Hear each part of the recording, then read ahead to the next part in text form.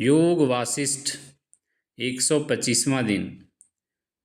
अज्ञस्यार्ध प्रबुद्धस्य सर्वं ब्रह्मेति यो वदेत् महानरकजालेषु स तेन विनियोजितः। वशिष्ठ ने आगे कहा, हे राम, ज्ञानी की दृष्टि से ऐसे विचार कल्पना प्रसूत ही हैं कि कर्तापन का भाव ही सुख और दुख दोनों देता है अथवा प्रभु से मिलन कराता है। हाँ, अज्ञानी के लिए यह विचार वास्तविक हो सकता है।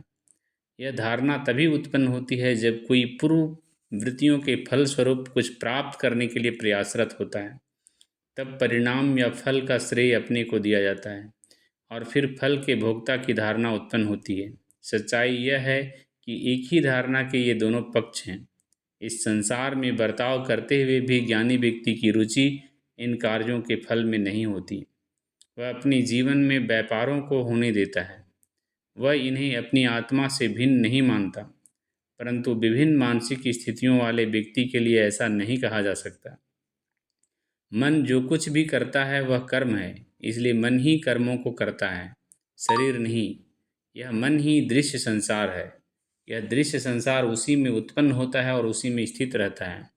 जब दृश्य पदार्थ और अनुभवकर्ता का मन शांत हो जाते हैं तो मात्र चेतना का ही अस्तित्व रहता है।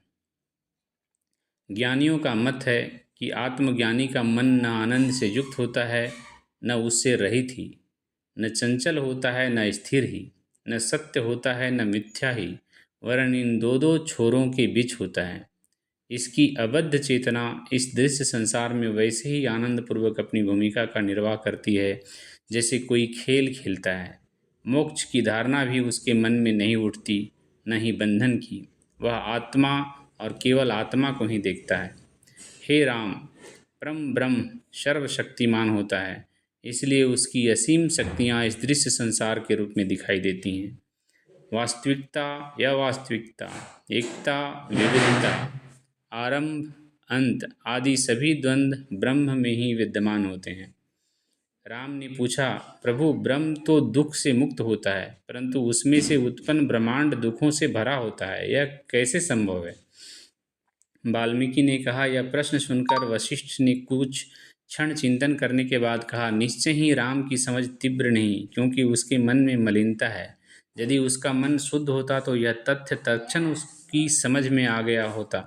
अतः कहा गया है कि जो किसी अज्ञानी या अर्ध जागृत व्यक्ति को बताता है कि यह सब कुछ ब्रह्म है, वह नरक में जाता है। इसलिए ज्ञानी गुरु पहले अपने शिष्य को संयत और शांत होने के लिए उत्साहित करता है, तब शिष्य की सही ढंग से परीक्षा की जाती है और इसके उपरांत उसे सत्य का ज्ञान कराया जाता है। वशिष्ठ ने कहा, ब्रह्म दुखों से युक्त है या नहीं, इस जानकारी का पता तुम स्वयं लगाओगे या फिर आगे चलकर इसे समझने में मैं तुम्हारी सहायता करूँगा।